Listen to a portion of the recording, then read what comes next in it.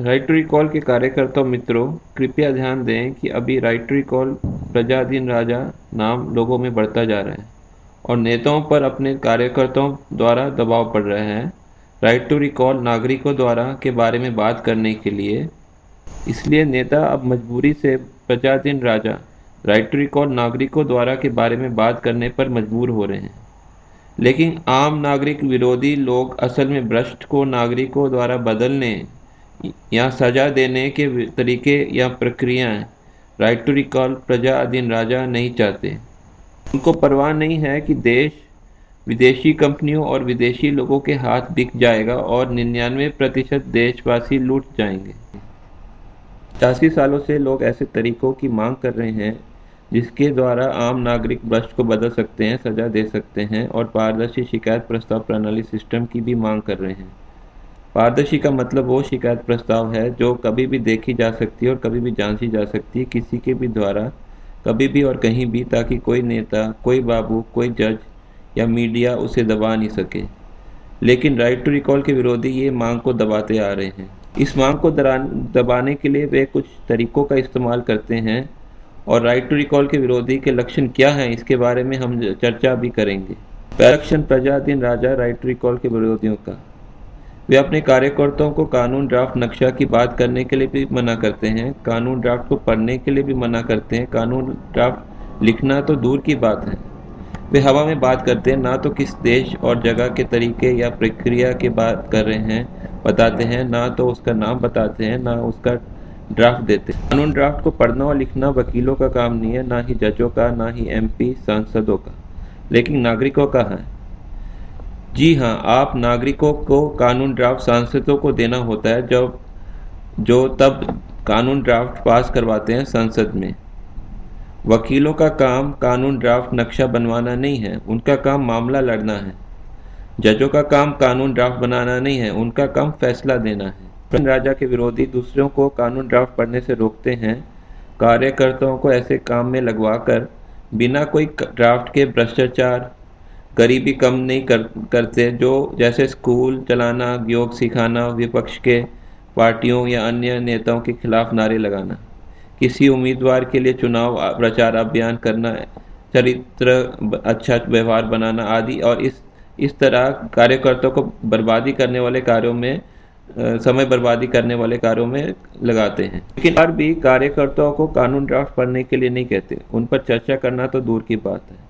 इसलिए कानून ड्राफ्ट पढ़ना शुरू कर दें और उन पर अपनी राय दें ड्राफ्ट को बताते हुए। और कुछ कानून ड्राफ्ट पढ़ने के बाद और उन पर कमेंट राय देने के बाद आप कानून ड्राफ्ट भी लिख पाएंगे। यदि आम नागरिक अपने ये करते हुए काम करना शुरू कर दें तो कोई भी व्यक्ति गलत और जन विरोधी कानून और शब्द नहीं कह सकेगा। दूसरा लक्षण राइट टू रिकॉल के विरोधियों का ये है, प्रजाधीन राजा के विरोधी और नकली प्रजाधीन राजा के समर्थक कभी भी सही तुलना और जांच विश्लेषण नहीं करेंगे। वे कुछ ऐसे एक दो मुश्किल शब्दों का इस्तेमाल करते हैं जिससे दूसरे व्यक्ति चकरा जाएं और निराश हो जाएं और कभी कानून ड्राफ्ट को ना पढ़े, ना तो चर्चा करें, और वे हमेशा एक तरफा चर्चा करेंगे। कृपया उनको तुलना करने के लिए कहें किसी भी मानी गई परिस्थिति के लिए। पहले आज के कानून के अनुसार उस परिस्थिति में देखें कि देश को फायदा होगा या नुकसान। फिर यदि उसका पसंद का कानून ड्राफ्ट लागू होता है तो उस परिस्थिति में देश को फायदा होगा या नुकसान। और फिर जब प्रजाधीन राजा के कानून ड्राफ्ट या अन्य ड्राफ्ट लागू होते हैं तो उस मानी गई परिस्थिति में देश को फायदा होगा या नुकसान। इस तरह तुलना कर सकते हैं कि कौन सा कानून ड्राफ्ट अलग अलग मानी गई परिस्थिति में देश के लिए ज़्यादा फायदे वाला है और कौन सा ज़्यादा नुकसान वाला है। उदाहरण के लिए नकली प्रजाधीन राजा समर्थक अक्सर कहते हैं कि करोड़ों लोगों को खरीदा जा सकता है यदि प्रजाधीन राजा के तरीकों लागू होते हैं, लेकिन वे कभी भी इसकी तुलना अपनी पसंद के कानून ड्राफ्ट या आज के कानून ड्राफ्ट या तरीकों से नहीं करते, क्योंकि इन तरीकों या प्रक्रियाओं में कुछ ही लोग चाहिए होते हैं विदेशी कंपनियों को खरीदने के लिए, प्रशासन पर काबू पाने के लिए, जबकि राइट टू रिकॉल के तरीकों में विदेशी कंपनियों को लाखों करोड़ों को खरीदना पड़ेगा प्रशासन पर काबू पाने के लिए, जो कि संभव नहीं है। तीसरा लक्षण राइट टू रिकॉल के विरोधियों का, वे हमेशा कहते हैं कि वे प्रजाधीन राजा राइट टू रिकॉल का समर्थन करते हैं, लेकिन कभी भी नहीं बताते कि कौन से पद के लिए वे प्रजाधीन राजा का समर्थन करते हैं। प्रजाधीन सरपंच, प्रजाधीन मेयर, महापौर जैसे चिल्लर पद, या प्रजाधीन प्रधानमंत्री, प्रजाधीन लोकपाल या प्रजाधीन मुख्यमंत्री। वे छोटे पदों के लिए प्रजाधीन राजा राइट टू रिकॉल लाना चाहेंगे और ऊपर के पदों के लिए अगले जन्म में राइट टू रिकॉल लाना चाहेंगे। आप उनसे पूछे इसको स्पष्ट बताने के लिए कि वे कौन से पद पर राइट टू रिकॉल का समर्थन करते हैं और उस प्रस्ताव का कानून ड्राफ्ट देने के लिए जिसको वो समर्थन करते हैं। हम उच्च पदों के लिए आज और अभी राइट टू रिकॉल भ्रष्ट को निकालने का नागरिकों का अधिकार चाहते हैं, क्योंकि बिना उसके देश को बहुत नुकसान होगा। चौथा लक्षण राइट टू रिकॉल के विरोधियों का, वे कहते हैं कि वे राइट टू रिकॉल प्रजाधीन राजा का समर्थन करते हैं, लेकिन उसे बाद में लाएंगे। बाद में का मतलब अगले जन्म में। इसके लिए वे कुछ बहाने बनाते हैं। वो बहाने ये हैं, पहला बहाना, अभी सरकार इसको पास नहीं करेगी। आप प्रजाधीन राजा के विरोधियों से पूछे कि क्या हमें सरकार की इच्छा से हिसाब से काम करना चाहिए कि करोड़ों लोगों की इच्छा के अनुसार। दूसरा बहाना जो बनाते हैं, सभी कानून के सुधार एक साथ नहीं आ सकते। आप प्रजाधीन राजा के विरोधियों से कहें कि लोग 50-100 सालों के लिए इंतजार नहीं करना चाहते, न करने की जरूरत है सभी कानूनों के सुधार में लाने के लिए। यदि पारदर्शी शिकायत प्रस्ताव प्रणाली आ जाए तो सभी सुधार कुछ ही महीनों में आ जाएंगे। कृपया इस प्रणाली सिस्टम को www.righttorecall.info/406.pdf में देखें। तीसरा बहाना वो बनाते हैं कि हमारी एकता भंग हो जाएगी। प्रजाधीन राजा के विरोधियों से कहें कि हम एकता ही चाहते हैं, इसलिए ये जनहित की धाराएं आपके ड्राफ्ट में जोड़ने के लिए कह रहे हैं, और यदि वे एकता चाहते हैं तो पारदर्शी शिकायत प्रस्ताव प्रणाली को क्यों नहीं लागू करवाते, जो देश के लोगों को एक होने में मदद करता है। चौथा बहाना राइट टू रिकॉल के विरोधियों का, हम पहले एमपी सांसद चुनकर सरकार लाएंगे, फिर प्रजाधीन सांसद राइट टू रिकॉल एमपी के ड्राफ्ट बनाएंगे और ये कानून लाएंगे। आप उनसे कहें कि कभी नागरिकों के नौकर एमपी, मंत्री, प्रधानमंत्री कभी अपने ऊपर अपने मालिक 100 करोड़ जनता का लगाम लगने देंगे। वे तो सत्ता में आने के बाद विदेशी कंपनी से रिश्वत से पैसे लेकर कोई गुप्त विदेशी खाते में डाल देंगे और प्रजाधीन राजा राइट टू रिकॉल को रद्दी में डाल देंगे। ये कानून लाना तो केवल देश के करोड़ों मालिक, करोड़ों नागरिकों का जनता के नौकर के ऊपर दबाव होने से ही आ सकता है। इसलिए उनसे कहें कि अभी अपने एमपी या अपनी पार्टी या संस्था से कहें कि अपने घोषणा पत्र में प्रजाधीन सांसद या आदि प्रजाधीन राजा के ड्राफ्ट डालें। पांचवा लक्षण राइट टू रिकॉल के विरोधियों का ये है, प्रजाधीन राजा के विरोधी कहेंगे कि एक नेता को समर्थन करो जो कानून ड्राफ्ट को लागू कराएगा, और वह बोलते हैं कि उस नेता को सार्वजनिक पब्लिक काम पर कोई भी ना बोले, क्योंकि उन्हें लगता है कि इससे उनके पसंद की नेता की बदनामी होती है। आप कृपया उनको बताइए कि राइट टू रिकॉल का कानून ही ड्राफ्ट ही हमारा नेता है। बिना ड्राफ्ट के सरकारी सिस्टम में कोई भी बदलाव संभव नहीं है, बुरा या अच्छा। उनसे पूछे कि कानून ड्राफ्ट पर अपना रुख बताएं कि क्या वो समर्थन करते हैं कि विरोध करते हैं। यदि हमारे नेता राइट टू रिकॉल के कानून ड्राफ्ट का समर्थन करते हैं तो उन्हें कहें कि हमारे नेता कानून ड्राफ्ट को अपने नेता से मिलवाए और उनके नेता से पूछें कि वो राइट टू रिकॉल के कानून ड्राफ्ट का समर्थन करते हैं या विरोध। हम कोई व्यक्तिगत निजी टिप्पणी नहीं करते, जैसे क ख ग का चरित्र बर्ताव ऐसा है या क ख ग के पिता माता ऐसे हैं आदि। हम केवल उनके सार्वजनिक पब्लिक काम पर बात करते हैं कि वो ईमानदार हैं या बेईमान हैं, उसी तरह जिस तरह लोग सड़क बनाने के देखरेख करने वाले के काम पर बोलते हैं। अब यदि आप कहते हो कि सड़क बनने के देखरेख करने वाले पर कोई टिप्पणी बात ना करें, तो पहले तो आप अपने नागरिक का काम नहीं कर रहे और हमको भी अपना कर्तव्य करने से रोक रहे हैं, जो देश के लिए खतरनाक है।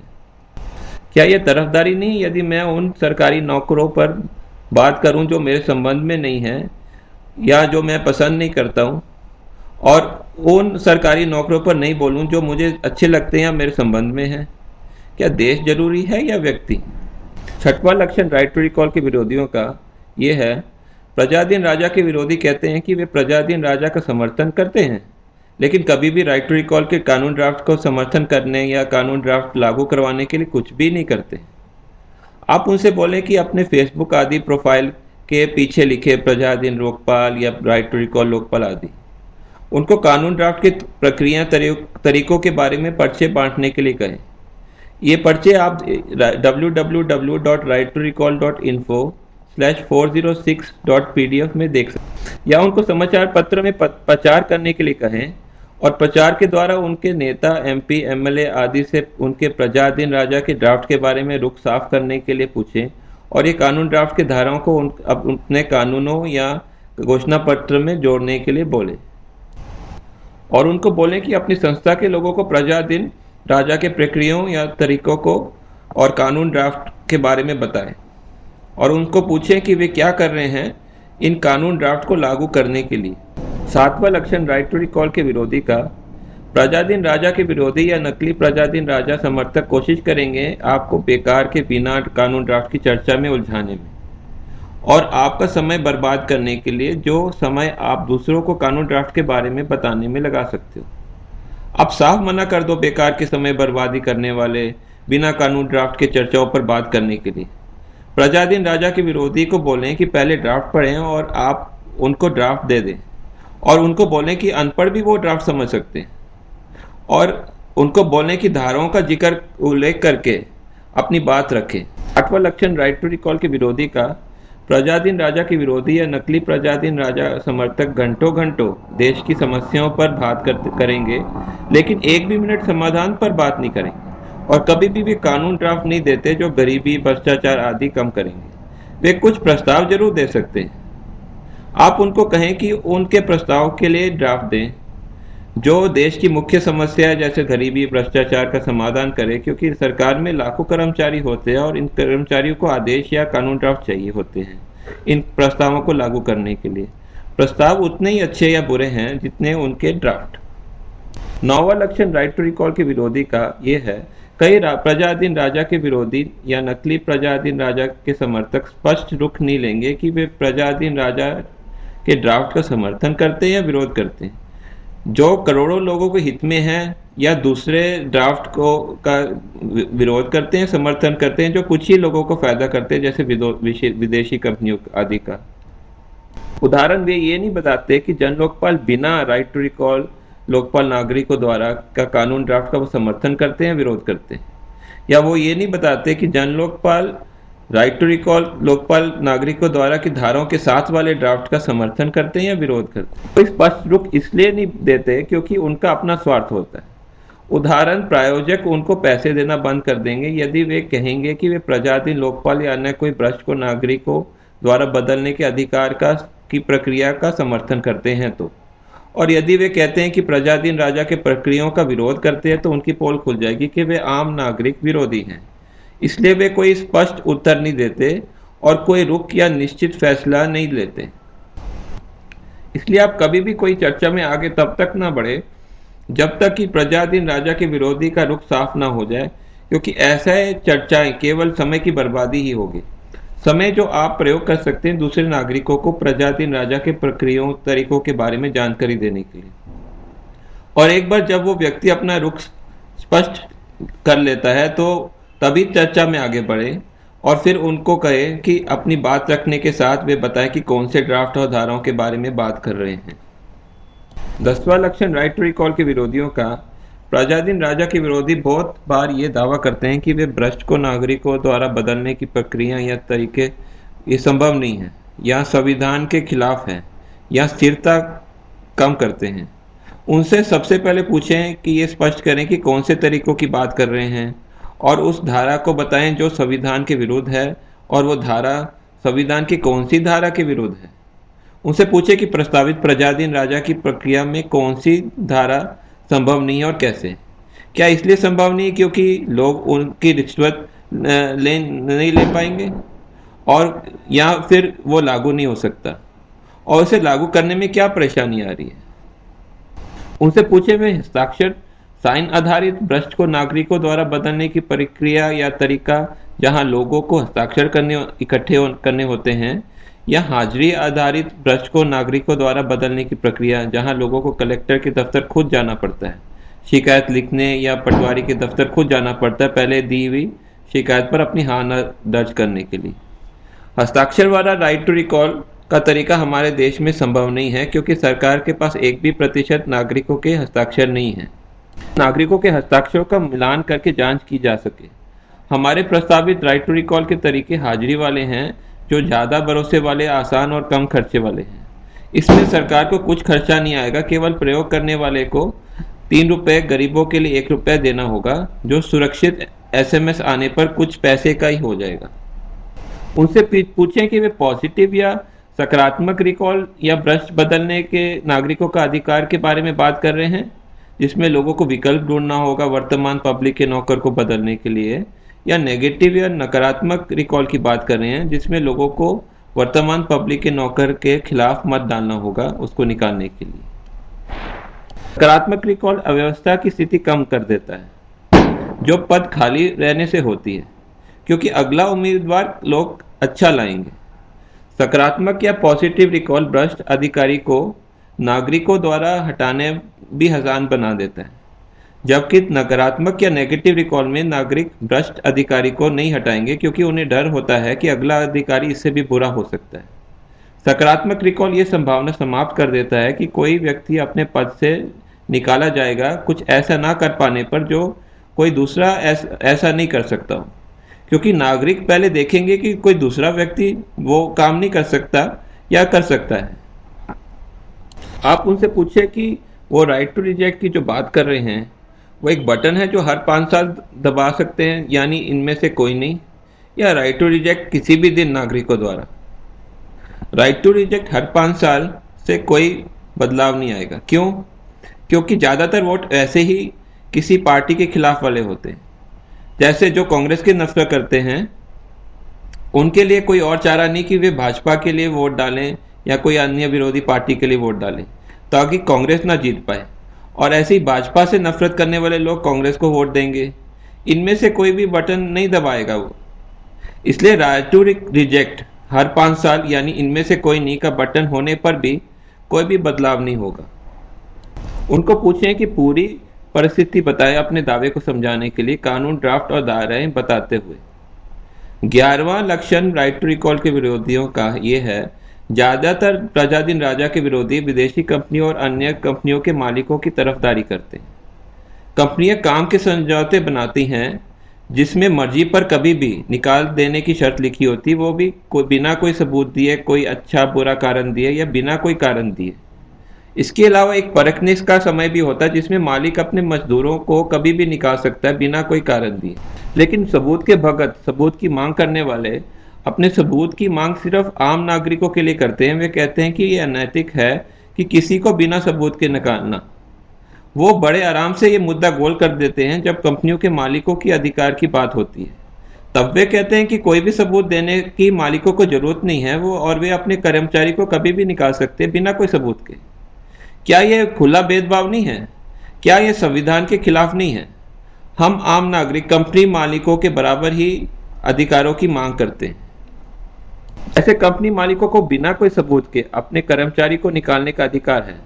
हम 120 करोड़ नागरिक, इस देश के मालिक, हमारे द्वारा देश को चलाने के लिए रखे गए नौकर, प्रधानमंत्री, मुख्यमंत्री, लोकपाल, जज और अन्य जरूरी अधिकारी को निकालने का अधिकार होना चाहिए बिना कोई सबूत के। हमारे पास राइट टू रिकॉल भ्रष्ट को बदलने का अधिकार बिना कोई सबूत के होना चाहिए। 12वां लक्षण राइट टू रिकॉल के विरोधियों का एक और चीज जो प्रजाधीन राजा के विरोधी बोलते हैं कि हमें क्यों सेना को मजबूत बनाने के लिए पैसे देना चाहिए टैक्स के रूप में, जैसे विरासत टैक्स, सीमा शुल्क, संपत्ति टैक्स आदि। वे अपने बारे में अधिक सोचते हैं बजाय देश के। अरे यदि वे ये सब टैक्स नहीं देंगे तो देश की सेना, पुलिस और कोर्ट देश की सुरक्षा नहीं कर पाएंगे। विदेशी कंपनियों और देशों को हमारे गुलाम बनाने से नहीं रोक पाएंगे, और सबसे पहले तो पैसे वाले ही लूटे जाएंगे और देश का 99% धन लूट लिया जाएगा।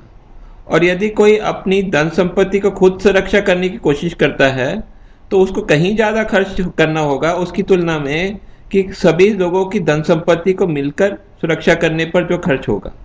ये दोनों पैसे की नज़रिए से और अच्छे बुरे नैतिकता के नज़रिए से ज़्यादा पैसे संपत्ति वालों को ज़्यादा टैक्स देना चाहिए कम पैसे और संपत्ति वालों की तुलना में। कुछ प्रजाधीन राजा के विरोधी या नकली प्रजाधीन राजा समर्थक अपने रुख पर अड़े रहेंगे, लेकिन उनमें से कुछ प्रजाधीन राजा के समर्थक भी बन जाते हैं सच्चाई जानने के बाद। लेकिन यदि व्यक्ति कानून ड्राफ्ट पर बात करने से मना कर दे, अपना रुख स्पष्ट करने से मना कर दे, तो उसके साथ आगे चर्चा करना बंद कर दे, क्योंकि केवल समय की बर्बादी होगी। वो समय जो आप दूसरों को प्रजाधीन राजा या राइट टू रिकॉल के कानून ड्राफ्ट की जानकारी देने के लिए प्रयोग कर सकते हैं। आपको उन लोगों को बोलना चाहिए कि हमें तुमसे चर्चा नहीं करनी, क्योंकि तुम अपना नागरिक का कर्तव्य भी नहीं पूरा कर रहे हो कानून ड्राफ्ट ना पढ़ के। हमें और दूसरों को कम से कम अपने कर्तव्य पूरे करने दो। इस तरह आप नकली प्रजाधीन राजा के समर्थक या प्रजाधीन राजा के विरोधी को पहचान सकते हैं। ये सब बातें देश हित के लिए जन जन को बताएं, ताकि देश फिर से गुलाम होने से बच जाए। धन्यवाद।